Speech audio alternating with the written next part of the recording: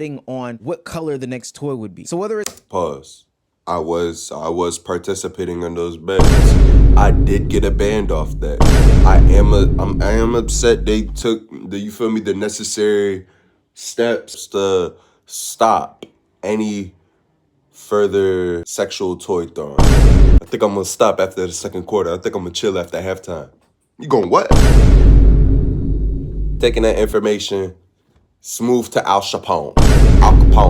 You feel me? To Linguini. To give me the mom. I think that might be racist. So pause. New YouTubers, what do we back at it again with a new YouTube video, you feel me? And today we was watching the Sports Better Epidemic by Omeezy. We gonna cut to Editing Duke so he can give the shout out. Shout out. No comment, no shout out. No comment, no shout out. No shout out. I've saw it on like Instagram, like niggas is like betting this shit. Like, and somebody tried to say Russell Westbrook was better, but come on, man. The FBI knew better, and they was like, we not even gonna look into that nigga. He just asked to be ass, but instead he's not ass. In my personal opinion, you're not gonna believe me when I say this. Greatest point guard of all time. Triple-double king. We are here in New York to announce a historic arrest across a wide-sweeping criminal enterprise that envelops both the NBA and La Casa Nostra. But as you now know, individuals such as Chauncey Billups, Damon Jones, and Terry Rozier were taken into custody today. Wow. Terry Rozier? NBA players and coaches. What you don't know is that this is an illegal gambling operation and sports rigging operation that spanned the course of years. The FBI led a coordinated takedown across 11 states to arrest over 30 individuals today responsible for this case, which is very much ongoing. Not only did we crack into the fraud that these perpetrators committed on the grand stage of the NBA, but we also entered and executed a system of justice against La Casa Nostra to include the Bonanno, Gambino, Genovese, and Lucchese crime families. This arrest is honestly not surprising to me because there has been a There's gambling still problem mafias? with the U.S. Hold for on. a long time. Pause. And since sports, There's still mafias in this world? I thought mafias died out, bro. You're telling me if I'm walking across the streets of Brooklyn and I got like a dumb little accent, I'm doing this and shit, I could still get murked. I could still get slimed on this shit. And they getting NBA players? How much money does the mafia guy be giving you for it to be better than NBA money?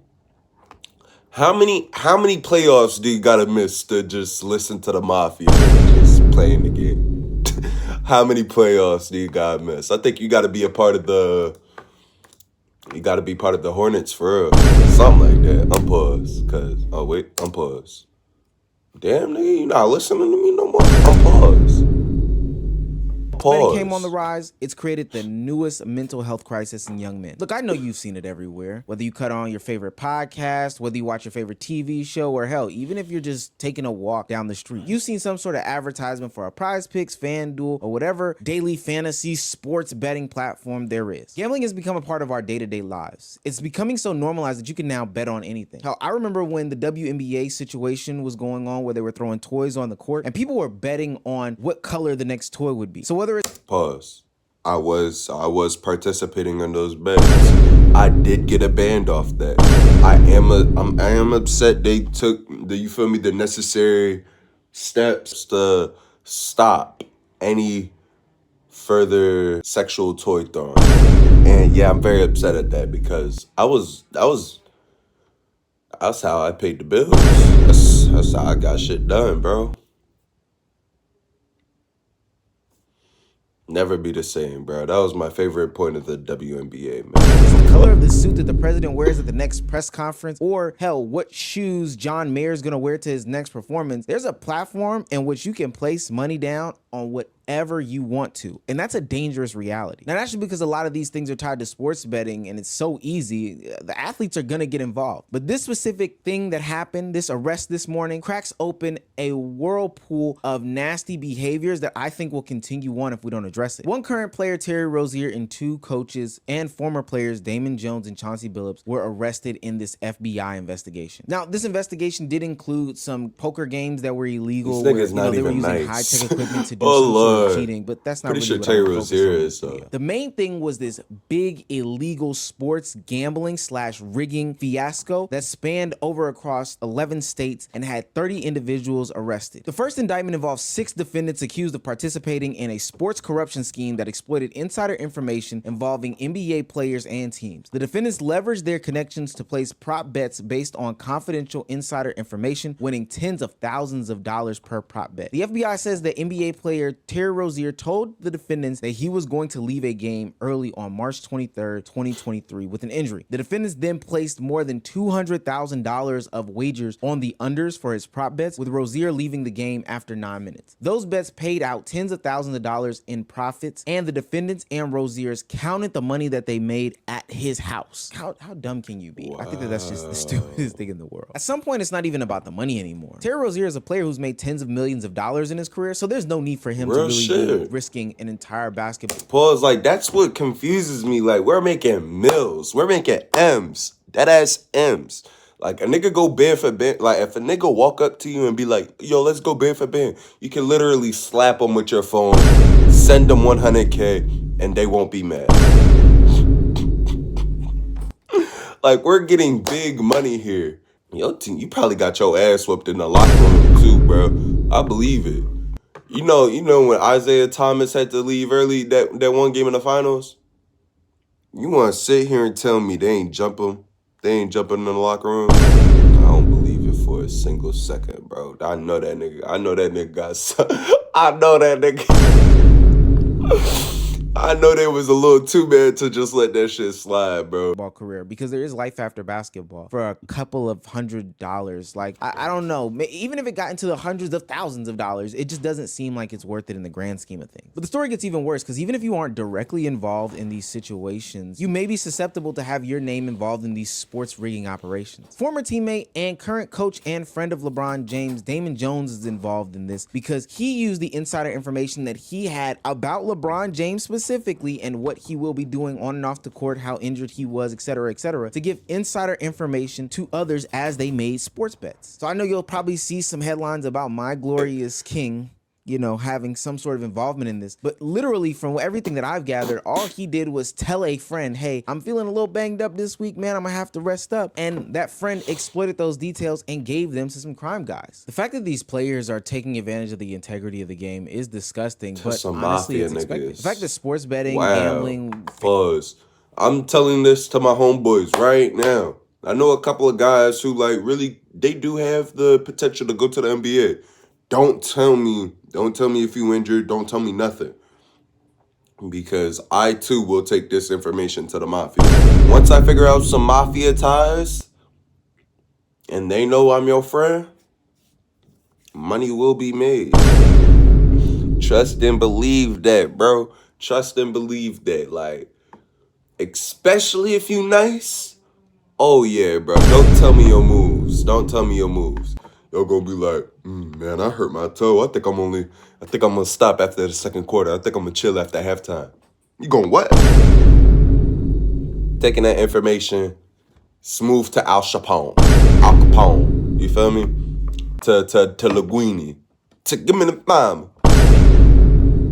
I think that might be racist. Fantasy sports or whatever we're talking about has been so normalized in society. Is something that has flown undercover for a long time, but it's something that needs to be inspected. Ben Norton writes, people in the USA wasted $245 billion on sports gambling from when it was legalized in 2018 until 2023. Almost everyone lost. That's over $700 per person. An entire generation is getting addicted to gambling, while a small handful of oligarchs get even richer. I'm convinced that sports betting is running through the straight male community worse than crack did black people in the 80s. It is bad out here. I had no idea that the online gambling, the FanDuel, the DraftKings was running y'all's pockets that way. A quarter of men under the age of 30 engage in sports gambling. Parlays?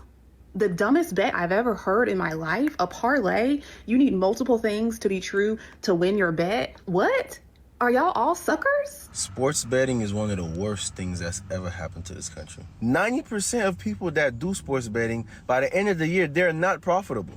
The illusion of money coming in makes them continuously do it, even though they're not really making money. I would pay copious amounts of money to watch sports and not have sports betting shoved down my throat every 30 seconds. People aren't watching sports anymore because they want to watch sports. They're watching them because they have $100 on this fucking parlay, and they're gonna get insanely pissed off at this man or woman because they fucked up their parlay. Nobody cares about your fucking parlay. Back in 2018, the Supreme Court ruled that sports betting was legal, and now states could allow these different entities to come in and set up sports betting operations. Nobody cares whether it be about via your mobile fucking or parlay. It's a big money maker and another avenue for states to get more tax revenue. It flooded the streets. Everybody and their mama started allowing sports gambling that didn't allow it before. And that's when you started to see all these different ads pop up everywhere, left, right, and sideways, on the street corners, every app that you went to. It just got really, really bad. And I think it got even worse when they started to partner with these leagues that once went away from this thing, but now we're being embraced by the league and the players involved as well. Then, by leveraging this cover and their now massive user base, they were able to partner directly with major sports leagues. DraftKings with MLB in 2013, FanDuel with the NBA in 2014, and several NFL teams with FanDuel in 2015, fully cementing these brands' place in the industry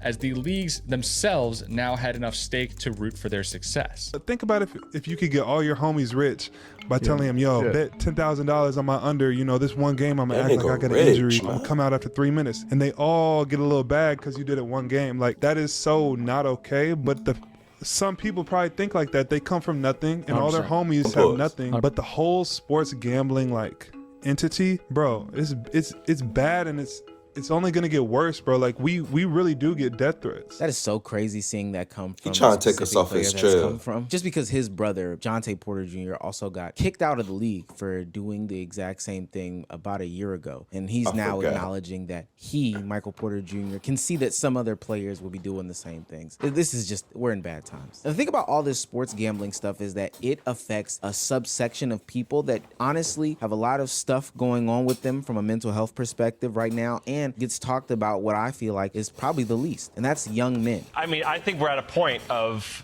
what I would call a public health crisis, where young men in particular are losing more money than they can afford, and states are basically not even getting that much money for it. And the consequences are being felt, again, by primarily young men who are, again, either losing more money than they can afford, or in worst cases, developing full-blown gambling addictions and thoughts of.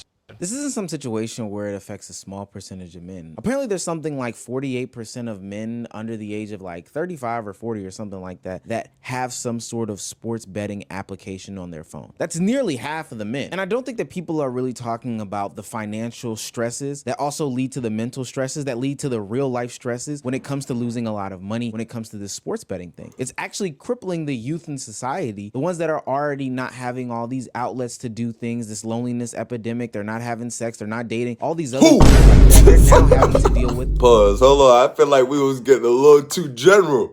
Right there. Talking about niggas not having no sex. You said we all lonely. You said we get lonely and shit. Who? I feel like we getting a little too. We try to get personal, but you speaking to the wrong guy.